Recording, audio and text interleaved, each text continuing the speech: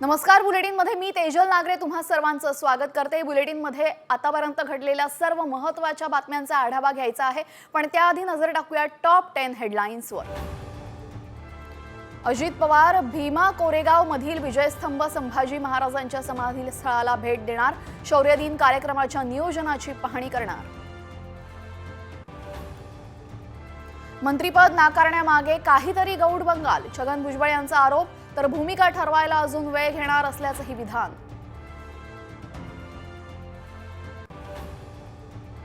देशभरात 45 ठिकाणी रोजगार मेळाव्यांचं आयोजन, मोदी देणार 71,000 तरुणांना नियुक्तीपत्र, गृह मंत्रालय आणि पोस्टात नोकरीसाठी नियुक्तीपत्र।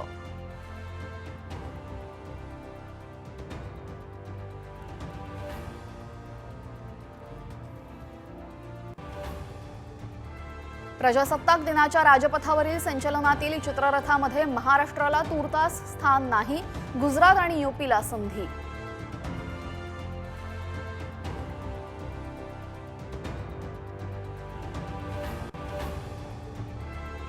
बीकेसीतल्या वाहतूक कोंडीचा त्रास कमी होणार, पूर्व द्रुतगती महामार्गाला जोडणारी मिसिंग लिंक आजपासून खुलणार।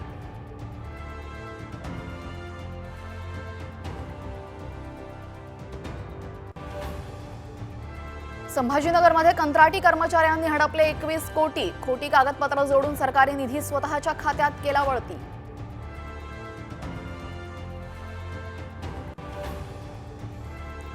शिर्डीच्या पुणतांबा गावामध्ये मंदिरामध्ये तोडफोड, आरोपीच्या अटकेसाठी गावकरी एकवटले, परिसरात तगडा बंदोबस्त।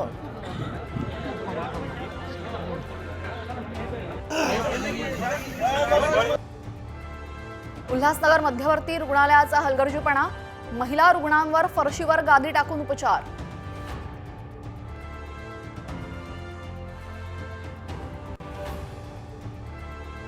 सांगलीत चालत्या कारने घेतला पेट, चालकाचा होरपळून मृत्यू, तर अकोल्यामध्ये कार अपघातात एकाचा जागीच मृत्यू।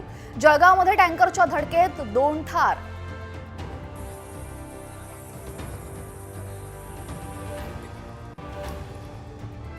अभिनेता अल्लू अर्जुनच्या घराची हैदराबादच्या उस्मानिया विद्यापीठाच्या विद्यार्थ्यांकडून तोडफोड, चेंगराचेंगरीत मृत्यू झालेल्या महिलेसाठी 1 कोटी रुपयांची मागणी।